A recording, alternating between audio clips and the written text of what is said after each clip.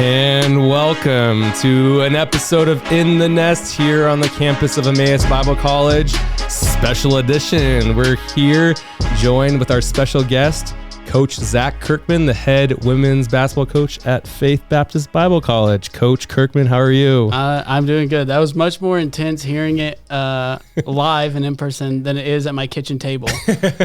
On your lunch break on Thursdays, right? Every Thursday lunch break.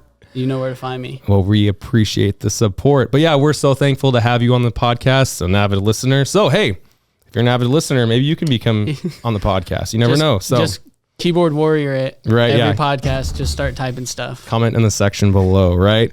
But hey, a little bit about you, Zak. You are a graduate of Calvary University, another conference team. Yep. Played basketball 4 years there. 5. All 5 years. And coached 1 year, right? Yep. Well, assistant coached, player coached. And player coach. Thanks, me, right? Yep. Met your wife there. I did. Met your wife there. You graduated with business administration and sports management. Yep. Correct? Yes. Sweet. And a minor in Bible and theology. Yep. And now this is your second year as the head coach for the Faith Women. Yep. And you had some pretty good success your first year, right? You took a 6-15 team the year before and turned it into a 19-14 team. Yeah. And you snapped a 19-game losing streak. We did. Against Emmaus and beat us. Yeah, which that was my whole goal going into the season was I knew Emmaus was on the schedule twice, so we had 2 opportunities. And it happened. It happened. We circled that game. You did. Well, no, we appreciate you joining us. Just want to kind of talk a little bit about, your journey, your experience. Obviously, you played and graduated from a NCAA school and an MCCCC school. Yeah. And now you're working at another school. Yeah. So kind of like what brought you to Calvary? Kind of how did that go? How was your experience there? Yeah. Tell us. Yeah. So first at the high school level, I competed. I was a homeschooler, so I'm a weird homeschooler. We know about those at small Christian Bible colleges. But so I played pretty competitively in high school for a homeschool team for my dad in Arkansas, right? In Arkansas, Fayetteville, Arkansas is where I'm from. But I don't have an accent. I don't. Not have a hillbilly. Yeah. And I'm not married to my sister. I met an actual another person from another who's not your family, cousin, who's not my cousin or my anyway. I went across the entire straight up to Michigan to find one to make sure that didn't happen. So we're good there. But I did compete at the homeschool level, and I'm sure as another coach in the NCCA, you've been to the homeschool national tournament. There's a lot of talent at the homeschool level. A lot of talent. So I was one of those. If talent and Zach. That's never been put in the same sentence, but you just did it. I didn't do that. Matt Sanders, can you confirm that? Yeah, so actually at Nationals, that's where I met Coach Matt Sanders from Calvary. It was his second year there. So he kind of talked to me about college basketball, which wasn't really on my radar. But regardless, I visited Calvary. And I just love the atmosphere there. I love the basketball team. You met Coach Philip Parker, our current head coach, and you're like, I want to be here. Yeah. So I met Philip there too. He didn't recruit me though. Coach V, who is the other assistant coach. Shout out Coach V. He was awesome. Yeah, he was cool. He's the one that kind of put a little bit more effort in there. So me and Philip are good friends, but I will not. Yeah, that's still a little bit of beef between us. Come on, Philip. Not really. He really poured into me while I was at Calvary. And I would consider him kind of a mentor of mine and a close friend. So it's cool now. Right. Yeah, he's not a bad guy. Right. He's not a bad guy. And he's got a kid now, so that's weird to walk into. He's a dad. That's crazy. Yeah. So that's kind of where I met Philip. I would say my time at Calvary was good. I had 2 injuries there as I was playing. And I think kind of during those 2 injuries, that was where the significance of me playing at an NCCA school, specifically Calvary, kind of stood out because I wasn't just lost on the side. Like a lot of bigger schools. You get hurt and like, see you when you get healed. Yeah. But that wasn't the case with Calvary, and it wouldn't be the case at NCCA schools. They Coach Matt and Coach Philip continued to pour into me and kind of grow me in my first injury, which if Coach Philip was on the podcast, I think he's too scared to get on the podcast. That's low key what I kind of think. Yeah, but it really is. If he was on there, he would tell you how much of a punk I was that first year. He calls me a punk. He says I was a punk when I played. Why is it always people he says are punks? Like, what in the world? Okay, whatever. Yeah. Philip, come on. But he super poured into me there, and the coaching staff. So that's kind of a little bit of the outside of basketball experience I had. Inside of basketball, it's probably just like any other NCCA school. Like you have your regional class, champion. We won that at Faith 2 years before I coached at Faith.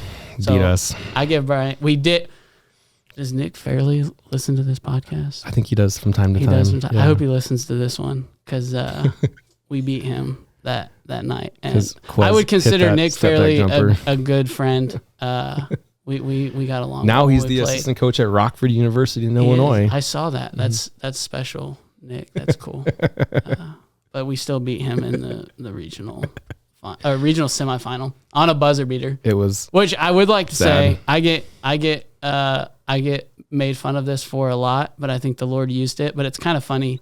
I didn't play at all during the regional semifinal, so I walk around with my regional championship ring, but I actually didn't step on the court. I never touched the court because I was injured. That was my second ACL tear.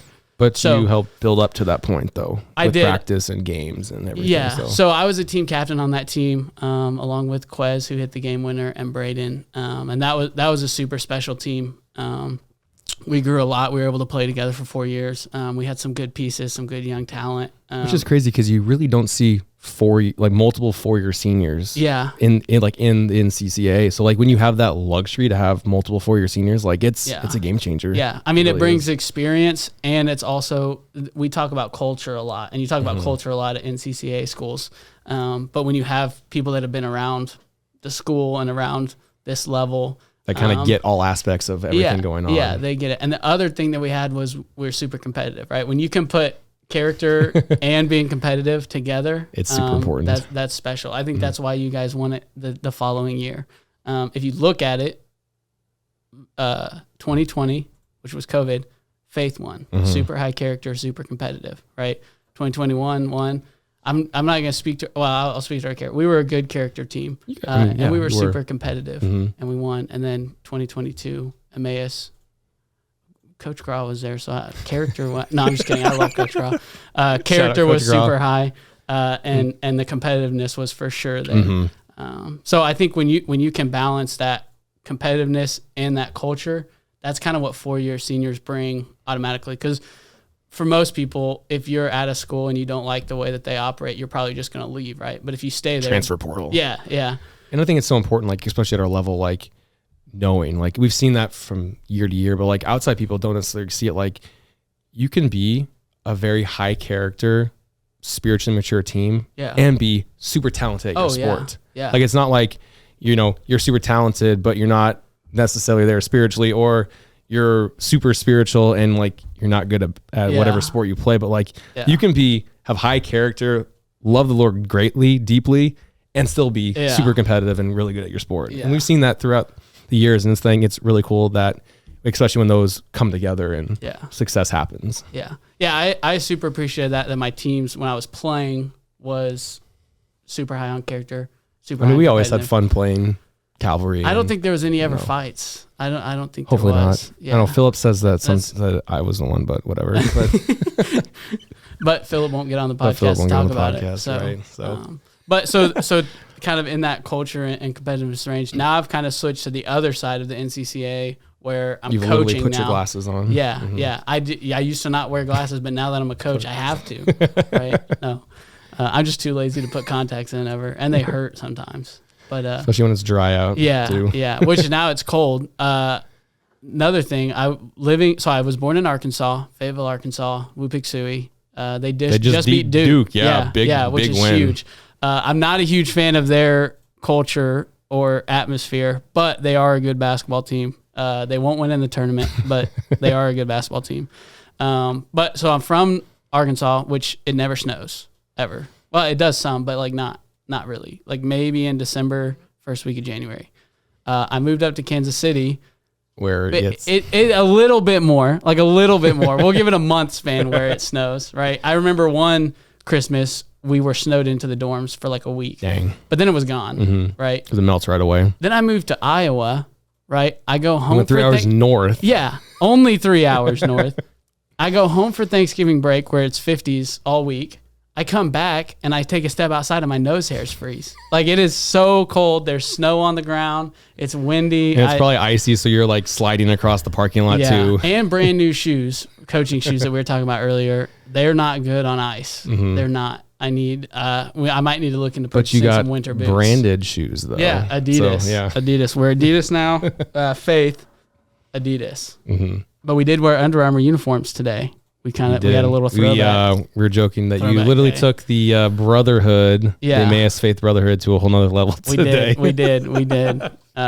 What we're mentioning is we played the Kuiper College Cougars, which is a new team in y'all's region. You just guys added their sports program, re-added it this year after not having it for 10 or 15 years. Yeah. Which super good people.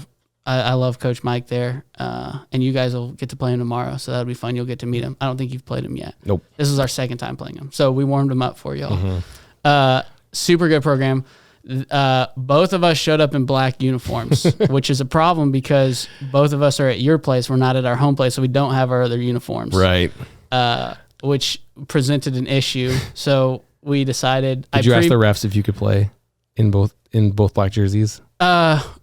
We did.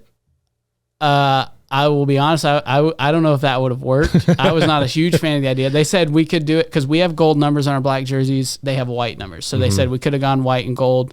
But that would have been extremely difficult, especially on a fast break. I'm not really looking at some of these numbers. And especially you have volleyball girls that just rejoined the team that have been practicing for like a week or 2 weeks or so. So that probably could have been potentially confusing too. They've had two full practices under their belt.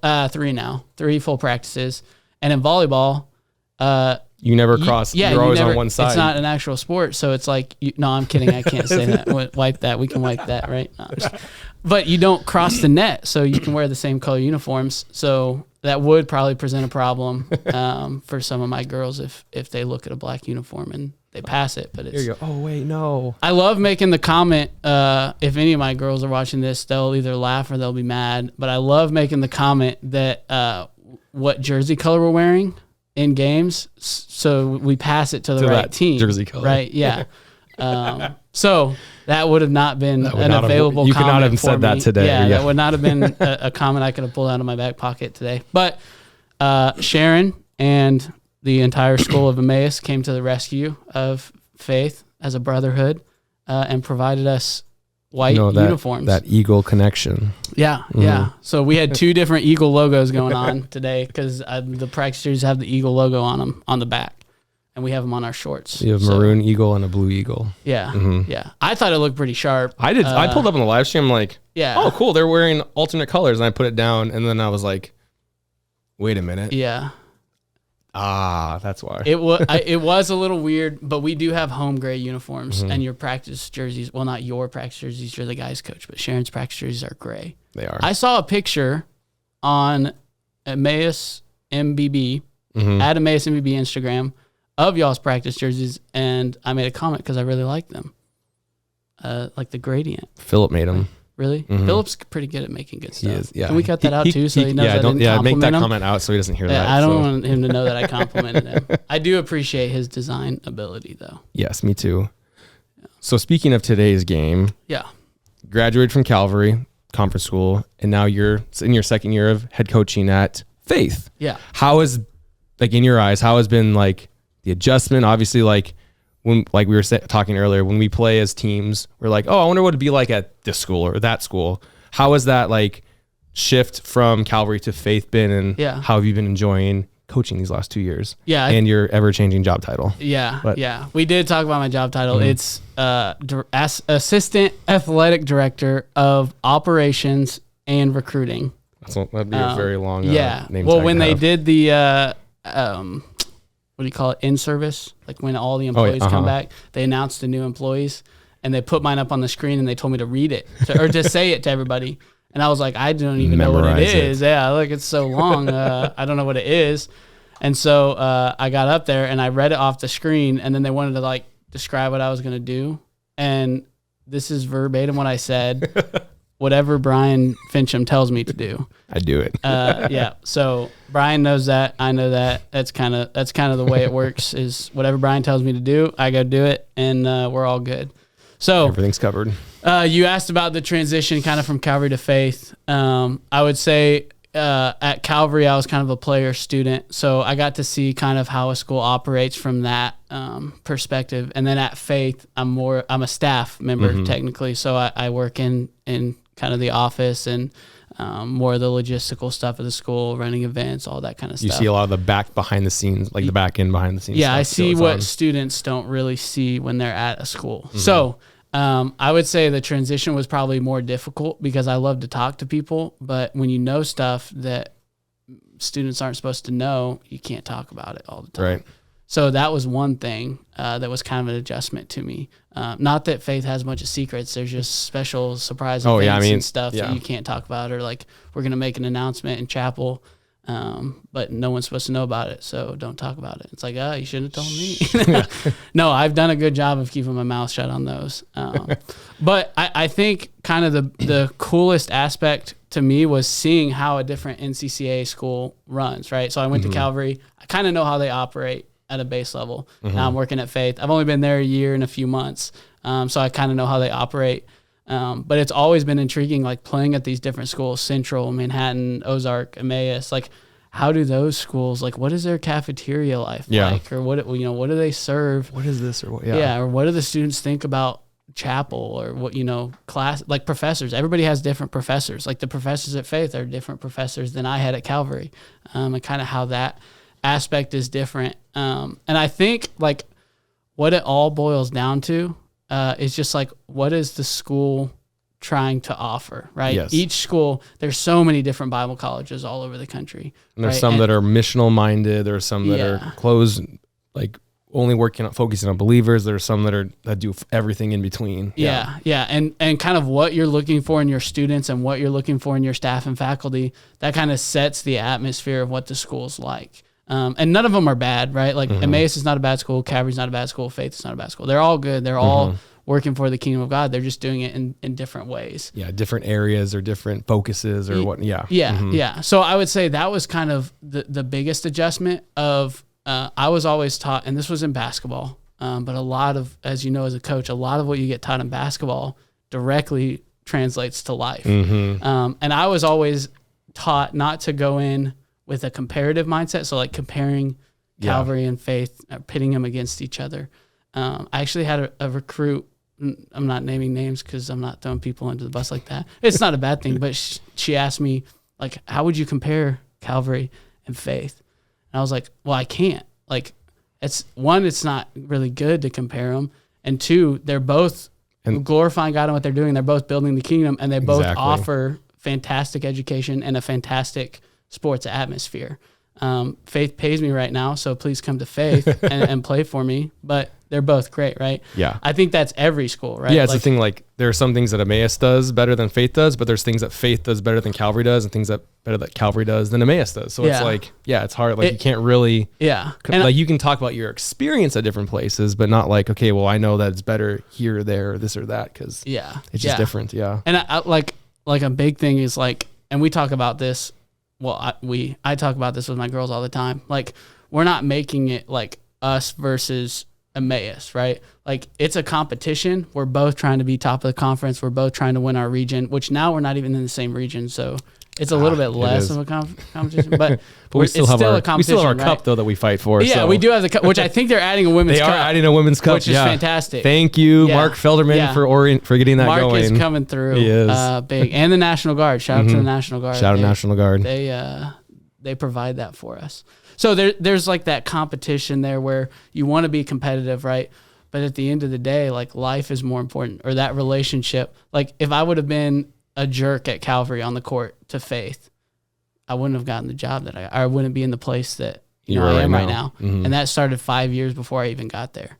Right. So I think that's like perspective. That's something to keep in mind. Like we play and we're here for a different purpose. Yes. You're at Faith, I'm at Emmaus, but we're on the same team. We're on the Lord's team. It's like a brotherhood. It is a brotherhood. It's a brotherhood. It is a brotherhood. Some do it better than others, but it's a brotherhood. Yeah. So I think that's probably my main kind of what I had to come to realize, and just not compare. Like Faith is going to do things differently than Calvary did, and that's good. There are good things in that. Yeah. And it's like the whole thing of like, you always say like, well, what if? But it's like, no, get rid of the what ifs. We don't want to hear about that because what's going on right now is great. Yeah. And it's going well. So yeah, that's cool.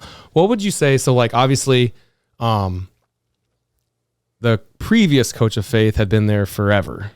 Lanny's the volleyball coach. Or Monty, sorry. I get them confused which one's which. I met Monty at a church when I had first gotten to Ankeny. And that was the only time I met Monty. And I love Monty. I think Monty's a great guy. And you've been doing it for a while. Yeah. So like going from, it's always hard coaching transitions, but I mean, did he help you a lot along the way in the transition?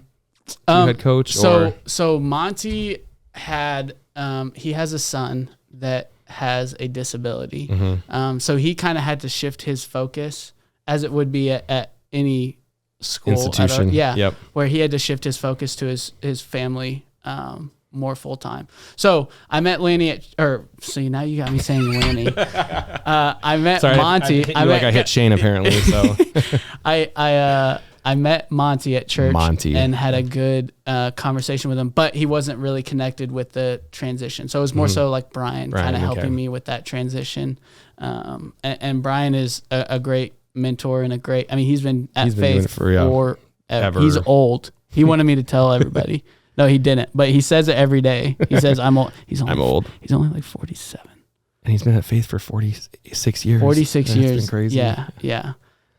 It's funny. I was talking to Rachel, my wife, about I'm gonna have a meeting with Brian on Monday now. So tell me about this clip. What did you say on the podcast about me? But his dad, Kurt. Yes. I love listening to his play-by-play in games. Yes. Like we were actually in Des Moines when you guys played Kuiper last time. Yeah. And I'm just like, man, listening to Mr. Fincham, Kurt, Brian's dad talk, I'm like, there's just such nostalgia because I've literally been listening to his voice for like 10 years calling games, and he does such a great job at it, and it's been really cool. Yeah. I would say a lot of schools have, this is the voice of, right? And that's Kurt for us. He is. Kurt's been doing a long time. He's time. like the voice of everything. Yeah, he is, and he does a great job. He really does. I think that this year we're transitioning to somebody else doing the girls' game. Because I say he's only been doing the guys' games. So Kurt's going to do the guys' game, and I think that Mark Felderman and then Sam Christensen, Carstensen, which the Faith everybody goalie. mispronounces his name. Whatever. We even had a home announcer mispronounce his name. So me and Sam are good friends, and he does a good job. And he's a really good goalie. Announcing. Yeah, he's not bad. He's all right. He's not. First team, I think. I think he was too. Yeah, it's whatever, Sam. But yeah, so like the difference between, last year you had such success right away, which is awesome. You had Michaela Jones basically come with you to Faith, which is really cool. In a way. Yeah. How would you say like, the going into your first year compared to this year, your second year, like has your mindset been different? Have there been a lot of things, like obviously coaches evolve because you have to change with how your team changes, but how has that been? Yeah. So when you take over a program, no matter what the level is at, or where it's at, you're building your program, right? You're building your culture, your atmosphere. Yeah. So that's kind of where we were at last year. And I would say last year, I was more of a cheerleader than I am this year, which you kind of have to in a sense because they won 6 games the year before, which that's kind of just what happened. But that's hard to go from a 6-win season to a 19-win season. I couldn't tell you how it happened. I honestly could not. We just kept winning games. We won games that we probably shouldn't have won. We hit a buzzer beater one game that like fading away in the corner. It was at Calvary. That was a cool atmosphere. I remember watching that highlights. Win or lose that game, that was probably the coolest atmosphere. So you're like, home, let's go. Yeah. So like things just kept happening. Things just kept falling into place. And I mean, it's all the girls. Like they improved so much. They bought into what we were trying to do. They encouraged each other. They loved on each other. And they're ballers, right? Like I know everybody's biased towards their own team, but my money's always going to be on us. Which, like, no offense to anybody, but that's how you have to be as a coach. You always bet on your own team. Yeah. So that was a lot of what I was doing last year is just kind of cheerleading, encouraging, all of the above. But this year it's like, I still want to encourage them because that's what you have to do as a coach. If you just tear your team down, like they're going to be, down in the dumps. You won't have a team even. Yeah, they just won't. Yeah, they won't want to play for you. So I'm still trying to do that, but we're trying to kind of adjust, our mindset or reading the defense or certain plays like will work in this time of the game. And like today's game, Kuiper, super tough team. They're going to be really. I feel bad for you guys that you're in the same region as them because they're a really good team. You guys are a really good team too, so that'll be fun. But they're really good. So they won the game today, but there was just a few plays where if we would have made a little bit of an right adjustment decision, or the right read maybe, or something. Yeah. So especially in those close games with good teams, it comes down to the details, right? So I'm kind of working more towards that way because I feel like the girls can take that. And we have a lot of coachable girls. And I think they like me. None of them left. So, none of the ones that were staying left. So I think they like me. I would assume that's what that would mean. Well, they finished their sports seasons if they like because you have a girl that ran cross country, right? You have one that played basketball or volleyball and soccer, and they still showed up. They still showed up after her first few practices. They do. And Rachel came back for a 5th year. I know. So, man, what a luxury to have. Yeah, I would say talking a little bit about your team currently. Like, Rachel in her, her 5th year, she just won the volleyball award for talent and being a nice person. Vicky Grooms. Yeah. Is it Dr. Vicky Grooms? I apologize. Vicky Denny's. Yeah, that's right. That. Yeah. I don't know the volleyball side as much. I just know the basketball one. Yeah. So you have her back for 5th year. Yep. You have Michaela, who she won regional player of the year, right? She did not win regional player of the year. She won conference player of the year. She won conference MVP. That's the argument I always have. Like, it's so interesting because like obviously last year we were in the same region. Yeah. And most of the conference teams were in the same region. Yeah. And how always the conference and the regional awards were always like so different. Yeah, if I had one suggestion, which I'm a nobody at the NCCA level, if I had one suggestion, I would suggest that the NCCA look at how the NCAA does it, and maybe that conference, because our conference tournament and our conference awards essentially don't mean anything at the NCCA level. It's kind of just for fun, even though it's not for fun. It's kind of just for fun. Like, it doesn't mean anything. Right. So I don't know. I'm not smart enough to know how that will work, but there's got to be a way. There has to be a way. Because like when you're having because I even think like there was one year that it was Taylor Hunter at Calvary. Yeah. She won conference player of the year. Yeah. And Kia Jelinas was runner up. Yeah. But then at regionals, Kia won regional player of the year, and Taylor was runner up. And it's just like which awards are hard. Awards are hard because Emmaus is playing, Trinity, and if Kia scores 40, they can vote for her. But then if someone doesn't score, but then if she if doesn't Taylor score didn't score anything against that, then they're like, well, I'm not going to vote for her. Yeah. But anyway, so it's hard, so but Michaela won conference player of the year last year, so you have MVP, her MVP, which was really cool. And then you have a number of really good freshmen that are here. And, we have 3 returners that I would say are keys for us, and they're keys because we made them captains, and I think they lead really well. Are Rachel, 5th year. Everybody knows who Rachel is. She's loud, she's encouraging, she's a heck of a ball player, and she just continues to get better. Michaela, kind of the same way, and then Whitney Whacker.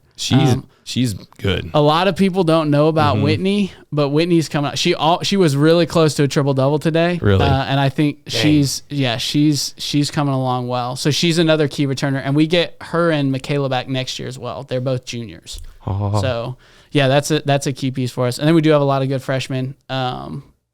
Cody from the volleyball team. She's who made a lot of noise during volleyball season. She was she first team conference? She was first team conference, second team. I think she was really good. She can jump and she can hit a volleyball. She has some hops. She can also play basketball.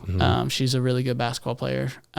Emma Bolt, she played on the soccer team, which Emmaus needs to get. This is a little shout out for Emmaus. They need to get a women's soccer team. Look at Eric in the eyes and tell him that. We need a women's soccer team at Emmaus. Our women's soccer team needs more games, yes, against our level. We need more, which I know women's soccer is a hard sport to get, but I think it would be cool. It would be fun. We just need a lot of things to grow away, like field and lights, and maybe Eric will coach. Lights are expensive.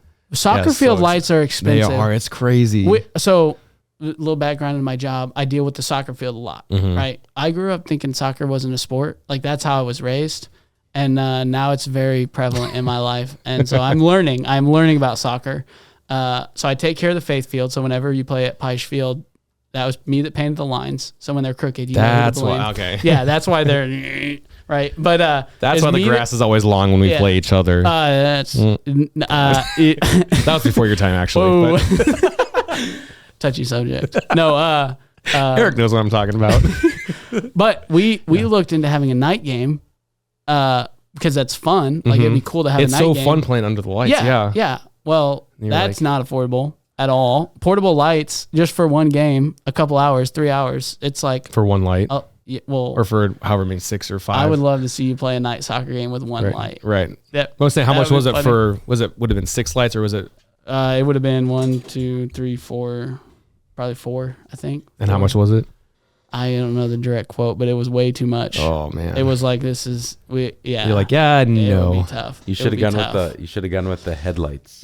The headlight, just park the cars around. You guys got at least 2 sides of you got street. You could just park the cars. We just cut all the trees down on the left and the right side, and we'll just park everybody. We talked about that. We could have we did have one girls game that went past 7:30 so with a rain delay, and it was getting pretty dark. We cut the game with like 15 minutes left. I think that was our game against Spurgeon. Like there was a storm coming, but like the lighting was fine. It just got so dark, and we're like, oh man, like yeah.